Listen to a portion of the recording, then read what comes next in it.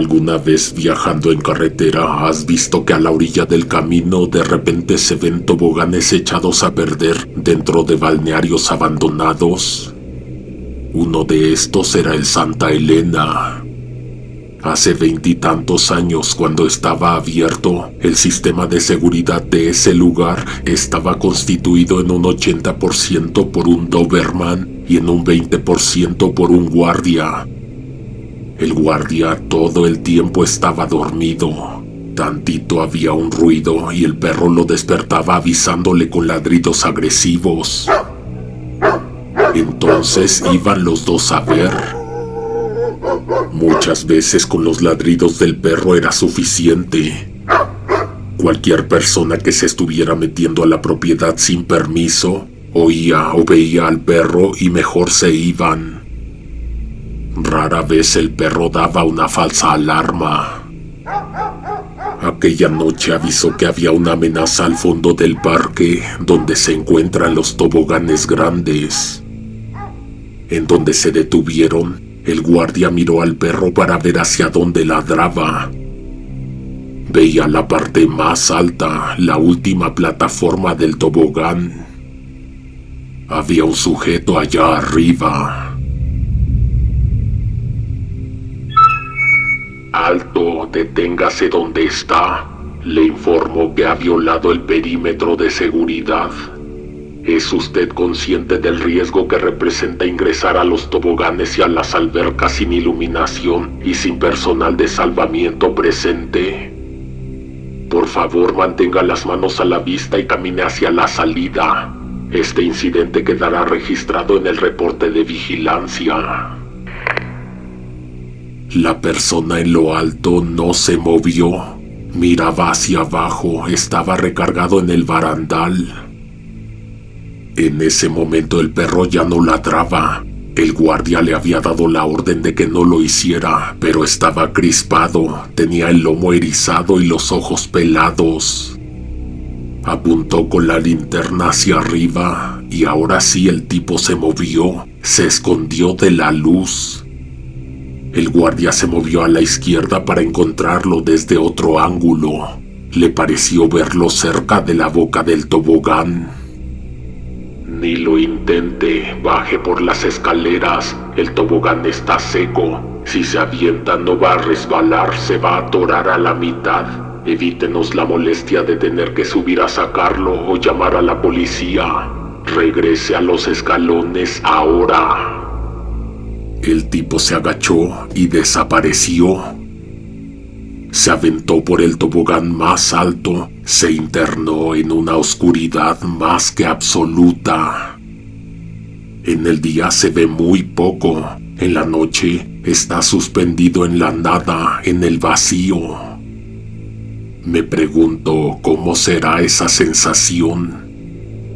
Se escuchaba que un cuerpo transitaba con dificultad por el tubo. Empujándose con las manos y los pies, llegó a menos de la mitad del recorrido. El guardia y el canino se quedaron esperando al final del tobogán. No salió. Amaneció y la persona no emergió. Tampoco se regresó. El guardia mandó al perro a subir las escaleras hasta la plataforma.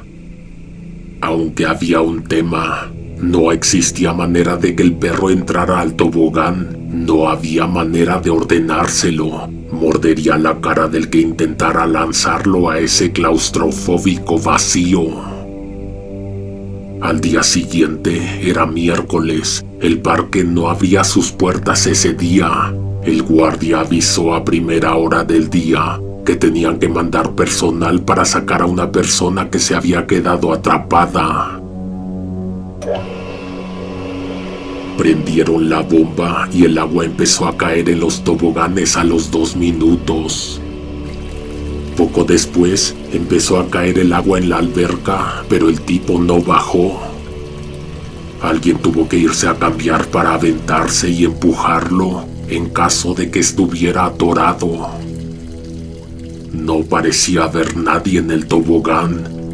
No había ruidos más que los del agua corriendo. El perro ya ni siquiera estaba erizado. No había nadie. La persona que se lanzó por el tobogán no se encontró con nadie en su camino. El guardia decía que nunca lo habían espantado antes. Se jactaba de no creer en esas cosas.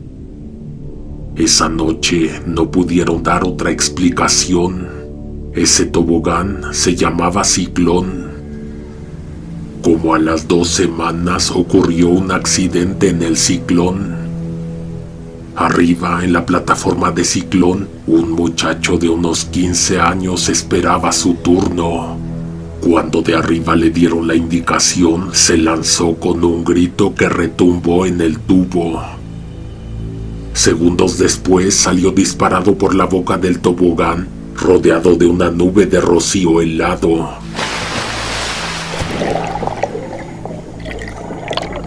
Cayó al agua con un sonoro y contundente golpe, sumergiéndose inmediatamente bajo la superficie burbujeante.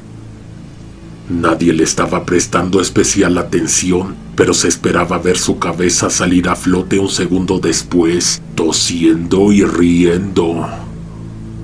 Este muchacho no salió, se quedó bajo el agua. El silbato de un salvavidas puso en pausa a todos los visitantes. Los que estaban lejos solo voltearon a ver hacia el Ciclón. Los que estaban cerca se acercaron más para ver mejor. El salvavidas sacó del agua y soltó el cuerpo en el concreto caliente, con un temblor incontrolable en las manos. Cuando el médico llegó al borde de la alberca, el salvavidas ya realizaba las maniobras de reanimación. El médico tomó el relevo, pero notó de inmediato un par de anomalías. No había pulso. Al presionar la punta de los dedos, la piel permanecía blanca. Esto indicaba que el sistema circulatorio se había detenido de forma súbita y total. Lo que más se mencionó en los testimonios fue la condición del rostro. La mandíbula del muchacho estaba trabada en una apertura rígida. Los ojos permanecían abiertos y las pupilas dilatadas al máximo. Alrededor, la multitud se limitaba a observar mientras el médico pedía el traslado inmediato en ambulancia. No se hizo público el diagnóstico en ese momento, pero el personal médico supo que no se trataba ni de un golpe, ni de haber entrado agua a los pulmones. El corazón se había detenido antes de tocar el agua. El tobogán fue revisado esa misma tarde, pero no se encontró ninguna falla. Un infarto fulminante causado por un estímulo externo no identificado en la oscuridad del túnel causó la clausura de Ciclón. Lo cerraron bajo el pretexto de una revisión técnica, pero nunca volvió a entrar en operación. En semanas posteriores llegaron a la administración cantidad de testimonios donde todos coincidían que se escuchaban gritos de auxilio provenientes del tramo medio del tobogán. La gente acudía a las oficinas a reportar que alguien se había quedado atorado y pedía ser rescatado. En cada ocasión, el personal de mantenimiento realizaba inspecciones visuales y recorridos internos, pero siempre encontraban el conducto vacío. El sonido de golpes contra la fibra de vidrio y los lamentos cesaban en cuanto alguien se asomaba al interior. La vigilancia nocturna también sufrió modificaciones. El guardia de turno, que anteriormente realizaba rondines de verificación en el área de toboganes, dejó de acercarse a la zona después de la medianoche. Los reportes internos mencionan que el personal se negaba a patrullar el sector debido a la presencia de actividad inusual. El evento final ocurrió en la alberca de olas durante un día de cupo máximo. 3 personas en incidentes separados pero ocurridos en la misma jornada tuvieron que ser rescatadas de urgencia tras quedar atrapadas bajo la superficie. Según los testigos presenciales, las víctimas no parecían estar sufriendo un calambre o agotamiento común. Más de uno afirmaba haber visto cómo algo desde el fondo de la alberca sujetaba a las personas por las extremidades para impedirles emerger. Tras la tercera extracción de ese día, el pánico colectivo superó la capacidad de control del parque. Las autoridades locales intervinieron y, ante la imposibilidad de garantizar la seguridad de los usuarios, se ordenó el cese de actividades. Ordenaron su demolición, pero nunca sucedió. El parque está clausurado y abandonado. Algunas atracciones ya las venció el tiempo y el sol. Ciclón sigue de pie. A veces dicen que la persona todavía se puede ver en lo alto de la plataforma, diciendo adiós, recargada en el barandal lateral a la boca del tobogán.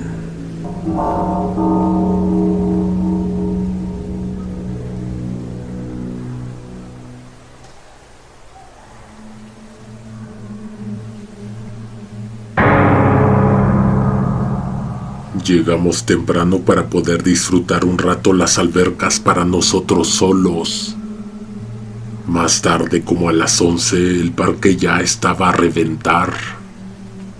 El ruido de los motores de las bombas de agua se mezclaba con el griterío constante de la gente y los silbatos de los salvavidas. A partir de ese momento, no hubo un rato más de tranquilidad. Las atracciones grandes las abrieron después del mediodía. Las filas eran tan grandes que casi todo el tiempo estuvimos formados. Algunos toboganes tenían una espera de 45 minutos. A mí no me importaba, yo trataba de sacarle el mayor provecho a mi visita. Como a las 2:30 me encontré a mi mamá. Iba acompañada de mis tías de camino a la salida. Me detuvo tomándome del brazo, se miró el reloj que llevaba en la muñeca y me dijo que me quedaba solo media hora. En cuanto ellas regresaran, nos juntaríamos a comer. Me soltó y me eché a correr a alcanzar a mis primos. Nos detuvimos en una palapa. Uno de ellos empezó a buscar en las bolsas de su traje de baño. Me preguntó que si no quería una sopa instantánea. Ellos ya tenían hambre. Yo no tenía hambre. Yo me quería subir antes a aquel tobogán grandote que me faltaba. Antes de irme les pregunté dónde encontrarnos al bajar. Me contestaron que se quedarían en esa palapa comiendo su sopa y que ahí mismo nos veíamos. La desembocadura del tobogán estaba como a unos 200 metros de ahí, las escaleras mucho más allá. Era una atracción que tenía un recorrido amplio. La torre era una imponente construcción de metal acabada por el sol y el salitre. El agua corría por los ductos de fibra de vidrio y en tramos goteaba agua helada sobre los que esperábamos nuestro turno. El tiempo de espera en la fila me pareció mucho más largo de lo que estimaba. Cuando pasó media hora, me imaginé a mi mamá apenas terminando de comprar la comida. Unos 15 minutos más, pensé. En total fue 1 hora cuando llegué hasta arriba. Para entonces ya me había secado por completo. En la parte más alta el viento pegaba con fuerza y se escuchaba el crujir de la estructura cada vez que alguien se lanzaba. Desde la plataforma superior se veía todo el balneario, las hectáreas de pasto seco las filas apretadas de gente y el estacionamiento de tierra a lo lejos. Visto desde arriba, el complejo se veía muy feo. Me dio frío otra vez. En la boca del tobogán, el sistema de riego soltaba una cortina de agua para que las llantas se deslizaran, pero el viento soplaba esa agua justo en mi dirección. Desde allá arriba busqué la palapa. Me pareció ver a mis primos todavía sentados mirando en mi dirección. Los saludé, pero no me respondieron. Me acomodé en la llanta y a la de 3 el monitor me empujó. El primer tramo fue una caída vertical que me despegó el cuerpo del plástico. Después entré en el túnel. La oscuridad era casi total, interrumpida solo por breves destellos de luz en las uniones de los tubos. El agua me golpeaba la espalda y los costados con una fuerza constante. Sentí la fuerza centrífuga en cada curva cerrada, obligándome a encoger el cuerpo para no volcar. El sonido del agua, la fricción, los gritos contra la fibra de vidrio eran ensordecedores dentro del tubo. Tras unos segundos de giros ciegos, vi la salida. Una mancha de luz blanca que se hizo grande de golpe antes de que el tobogán me escupiera a la fosa de recepción.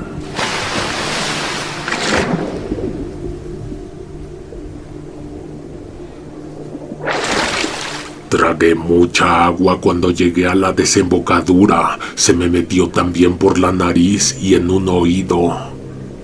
Tardé unos minutos en reincorporarme luego de salir del agua. Me eché a caminar hacia la palapa descalzo. Cuando ya estaba como a unos 20 pasos, mi primo el mayor se levantó y señaló un reloj imaginario en la muñeca como diciendo: «Mira la hora». Me acordé que venía sin mis sandalias. Me regresé rápido por ellas. Cuando volví, mis primos ya no estaban. Me pareció lógico que se hubieran adelantado. Fui por donde creí que se echaron a andar, pero no los encontré. Llegué a las sillas de playa donde se instalaron mis tías y mi mamá, pero tampoco encontré a nadie. Me senté en una de las sillas de plástico a esperarlas. Supuse que habrían ido al baño o por más comida. El parque se sentía extrañamente estático, como una maqueta a escala real. Las sombrillas de colores no proyectaban sombras naturales y el azul del cielo se veía demasiado uniforme, casi pintado.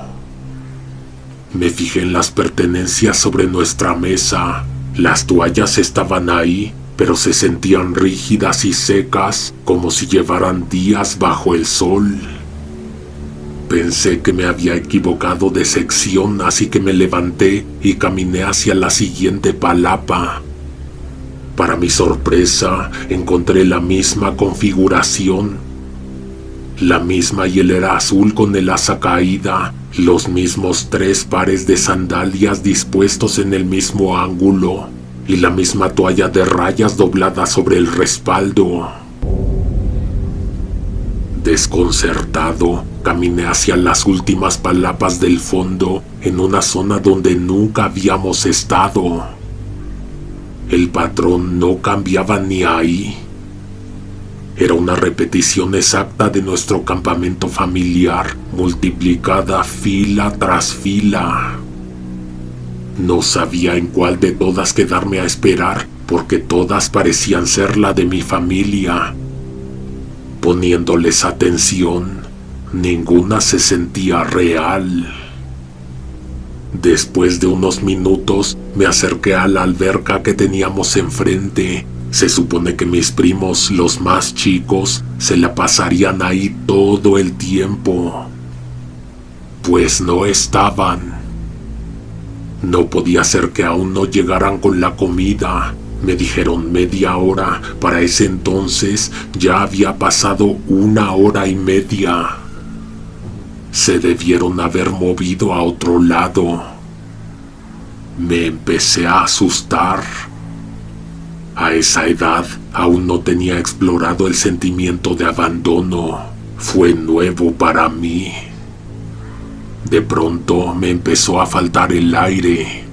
El siguiente lugar a donde fui a buscar fue a la palapa donde mis primos se comieron su sopa. No se me ocurrió otro sitio. No estaban. Y en un lapso de 5 minutos que me quedé a esperar a ver si volvían a buscarme al último lugar en donde nos habíamos visto, nunca aparecieron. Entré al área de mesas y el olor a grasa se sintió raro. En cada mesa había una charola con 2 hamburguesas a medio morder y un vaso de cartón con el popote inclinado hacia el mismo lado. El humo que debía salir de la cocina parecía congelado en el aire, una neblina grisácea que no se disipaba con el viento. Estoy seguro de que mi mamá se estaría preguntando dónde estaba. Primero sentí miedo de la regañiza que me iba a dar, pero después de 1 hora de andarlos buscando, seguramente sentirían alivio al verme, igual que yo. En un instante mi mente transformó el parque. Físicamente nada cambió, pero para mí al menos dejó de ser un sitio de recreación y entretenimiento. Se volvió terreno desconocido. La gente, los visitantes, los paseantes eran ahora obstáculos físicos. Las risas de diversión me empezaron a irritar. Cada vez que llegaba a un punto de encuentro y no encontraba a nadie, se acrecentaba el vacío que tenía en el estómago. En un momento recordé que no había probado bocado desde las 7 de la mañana, pero para nada tenía hambre. De pronto puse atención a la música ambiental que salía de las bocinas ocultas en las palmeras de plástico.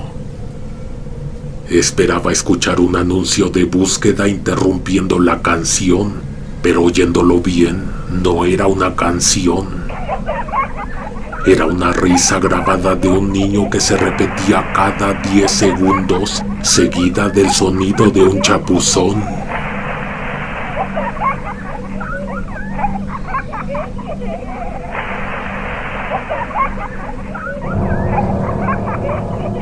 Mis pies empezaron a resentir el contacto directo con la grava y el pavimento caliente. Las plantas me ardían y se sentían ásperas. La gente a mi alrededor estaba ocupada en su propio mundo, ignorando por completo al niño que caminaba solo y agitado entre las mesas. Me eché a buscarlos por todo el parque. Mientras buscaba rostros conocidos, me puse a pensar si no sería mejor vocearlos. Me acordé que mis primos, los más grandes, dijeron que iban a arrendar unas raquetas. Entonces me eché a correr a las canchas de tenis.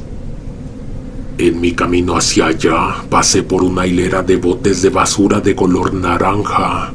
Todos tenían exactamente la misma abolladura en el costado derecho y la misma mancha de helado escurriendo por el borde. En ese entonces no lo hubiera podido describir, pero haciendo memoria, puedo decir que era como si el parque fuera un render mal terminado que se repetía para llenar el espacio. Para ese momento, yo ya estaba empezando a sentir pánico. Vi que la mayoría de las familias estaba reunida en palapas, alrededor de asadores, en toallas tendidas sobre el pasto, mientras que yo corría desesperado porque no veía a ninguno de los míos. Me detuve a escanear las caras cuando pasé a un lado de la alberca de olas. En la zona de olas medianas estaba mi tía y mi prima. Se me pusieron los ojos vidriosos del alivio que sentí. Me acerqué al inicio de la alberca, donde el agua apenas me llegaba a los tobillos, y me puse a hacerle señas a mi tía, primero de que viniera. Después le grité que dónde estaba mi mamá. Pensé que si estaba ella ahí, seguro en las sillas detrás de la alberca encontraría a mi madre y a mis otras tías. No estaban. Me metí al agua. La superficie estaba estancada, cubierta por una fina película de bloqueador solar que hacía brillar el agua en tonos multicolor. Avancé hacia ellas, hacia mi prima y mi tía. De pronto el mecanismo de las olas se activó con una campana, luego un estruendo y un golpe de aire comprimido que sacudió el fondo. El agua subió de nivel de golpe alcanzándome el pecho. Me acerqué a la mujer y le puse la mano en el hombro. Cuando se giró, el rostro no era el de mi tía. Era una versión deformada de mi tía. Tenía la piel demasiado estirada sobre los pómulos, casi traslúcida, y unos ojos pequeños, hundidos, que no parpadeaban. La niña a su lado abrió la boca para reír, y el sonido salió como un graznido. Tenía los dientes pequeños y amarillentos, pero las encías estaban inflamadas, de un color púrpura oscuro, y soltaban hilos de sangre que le manchaban la barbilla. Bajé la vista y vi que el agua a mi alrededor ya no era transparente. Una mancha roja se extendía desde y a partir de ellas y me envolvía la cintura tiñendo el agua. Levanté la mirada hacia la parte más profunda de la alberca, donde las olas rompían con más fuerza. Ahí, una familia entera estaba suspendida en el agua violenta. Solo flotaban erguidos mientras se sacudían con el impacto de las olas. Todos me miraban fijamente, con las bocas abiertas en una risotada silenciosa que dejaba ver sus gargantas oscuras. El mecanismo de las olas soltó un estruendo hidráulico y la siguiente pared de agua me golpeó de frente. No puse resistencia, cerré los ojos y dejé que la corriente me arrastrara hacia el fondo, golpeándome contra el suelo rugoso de la alberca. Sentí el roce de otros cuerpos bajo el agua, extremidades frías que me empujaban más abajo. Me quedé ahí, aguantando la respiración y dejando que el oleaje me revolcara, con la esperanza de que, al emerger y limpiarme la cara, el parque hubiera recuperado su aspecto normal. Me salí del agua, no tenía dónde secarme, pero eso era lo que menos me preocupaba en ese momento. Corrí a la parte del parque a donde no había ido desde que llegamos. Era poco probable que estuvieran ahí, pero eso ni siquiera importaba. En los lugares más probables no encontré a nadie. De pronto escuché mi nombre. Era uno de mis primos, me gritaba desde arriba. Me hacía señas con un brazo que parecía mucho más largo de lo normal. Estaba al inicio de un tobogán cubierto que se enredaba con otros tubos. Toboganes que tenían otras bocas donde se alimentaban de personas en otras partes, pero todas desembocaban en el mismo lugar. Me gritó que fuera con él, pero yo ya estaba tan desesperado que decidí no ir. No quería exponerme a subir hasta lo alto de la estructura y que él ya se hubiera aventado. Esperé 5 minutos a verlo aparecer al final del tubo. Luego fueron 10. Me daban ganas de gritar y luego de echarme a llorar. Si pudiera dividirme en dos, pensaba, uno se quedaba aquí y el otro se iba a revisar el final de las escaleras. Me fui de ahí, primero caminando rápido y después corriendo. No pude evitar echarme a llorar. Pisé un parche del suelo que estaba mojado, me resbalé, se me rompió una sandalia y caí de panza. Me saqué el aire y me raspé las manos. Unas personas se me quedaron viendo y una me ayudó. Reconocí de inmediato la voz de quien me extendió la mano para levantarme. Era mi prima Aranza. En cuanto me vio a los ojos, se echó a llorar. Me dijo que tenía horas perdida, que no encontraba a mis tías ni a su mamá, pero qué suerte que por fin me encontraba a mí. Me dieron ganas de decirle que no cantara victoria, que yo estaba más perdido que ella. Le dije que nos fuéramos a buscarlos, que yo tampoco los encontraba. Mi preocupación y desesperación se aliviaron un poco, pero solo un poco. No nos pudieron haber dejado a los dos. A uno tendría más sentido. Éramos casi 20 de nosotros, pero a dos. Fuimos a la zona de comida, a los vestidores, a las albercas para menores, al espejo de agua, a la explanada, a las letras donde la gente se toma fotos. De hecho, cuando pasamos por las letras gigantes del nombre del parque, vimos a un grupo de personas posando para una foto, pero nadie sostenía la cámara. Estaban inmóviles, sonriendo, esperando que alguien les tomara la fotografía, pero no tenían a nadie al frente. Al mirar hacia atrás, vi otro conjunto de letras idénticas a pocos metros, con el mismo grupo de personas en la misma posición exacta.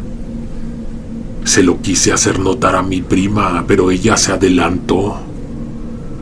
Por ningún lado encontramos nada. Parecía que se habían marchado o que nunca estuvieron, porque ni sus cosas, nuestras cosas, las cosas del locker. Los pasillos de los vestidores eran una sucesión de puertas metálicas blancas. Me detuve frente a la número 104 y vi un candado oxidado. Avancé 10 metros y la siguiente sección era idéntica. La misma mancha de humedad en el techo con forma de garra y el mismo número 104 pintado en la puerta, aunque la numeración ya debía haber cambiado en el siguiente bloque.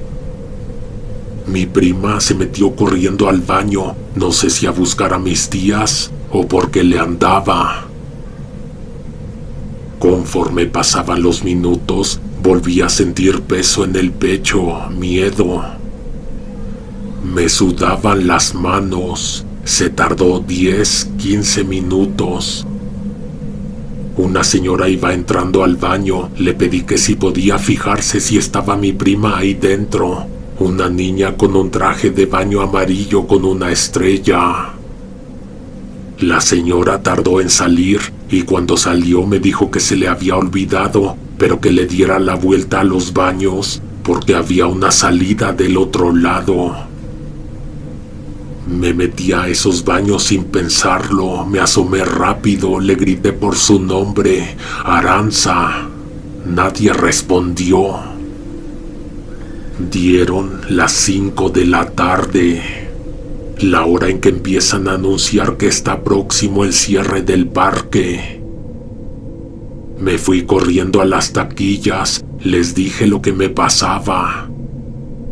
Una señora morena, muy amable, con una gorra blanca, me tomó de la mano y me dijo que todo iba a estar bien.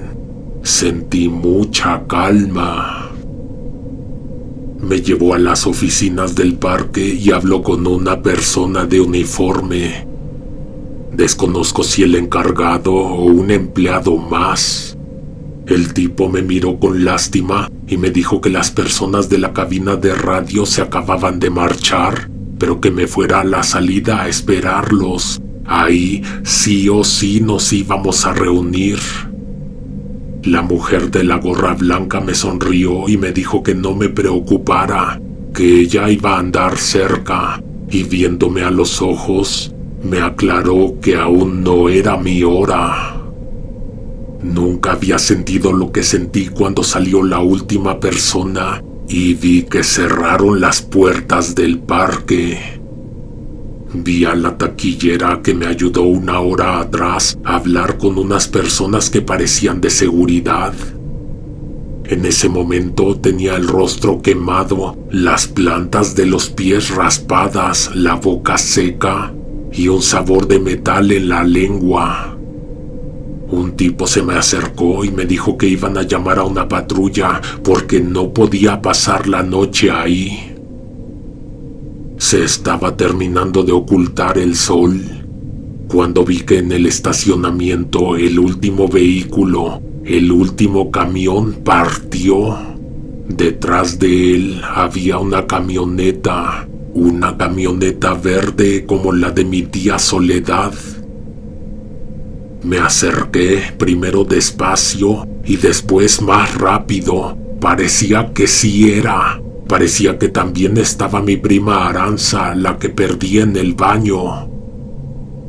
Me eché a correr sin importar que el estacionamiento tenía grava regada y ardía, cortaba y laceraba. Estaba como a unos 20 metros cuando ambas abordaron la camioneta, se prendieron las luces y partieron. Todavía les grité y corrí más rápido. El coche desapareció allá adelante en una subida. Me tiré de rodillas, me quedé mirando el suelo. Sentí caliente el rostro, luego una brisa y después voces ahogadas. Abrí los ojos y lo primero que vi fue la cara de un hombre serio. A un lado mi prima Aranza y mi tía Soledad.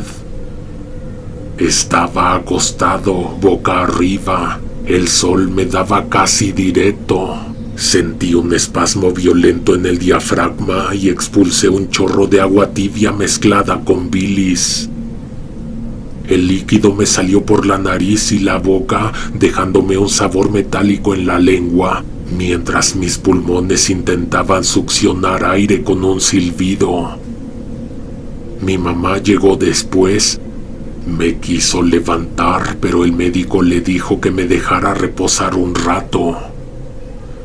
La tranquilizó agregando que no tenía ningún golpe en la cabeza, solo que tragué agua y estuve un rato sin respirar, pero que de todos modos tenían que vigilar mi respiración durante las próximas 24 horas por riesgo de edema pulmonar, ya que el agua aspirada podía causar complicaciones graves, aunque pareciera que todo estaba bien.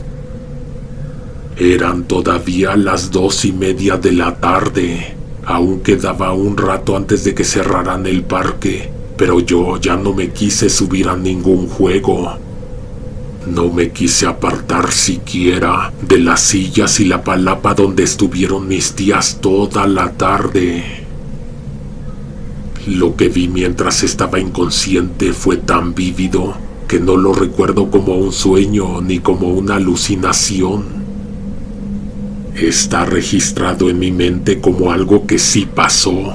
El tiempo transcurrió, las 6 horas que estuve perdido dando vueltas por todo el parque, los detalles de las cosas que vi. Me estaba sirviendo mi mamá un pedazo de pollo, ensalada fría, un puñado de papas fritas y un vaso de refresco, cuando vi pasar a la señora que se parecía a mi tía. Me saludó. La niña que venía con ella soltó una risita tímida y con su manita se cubrió la boca.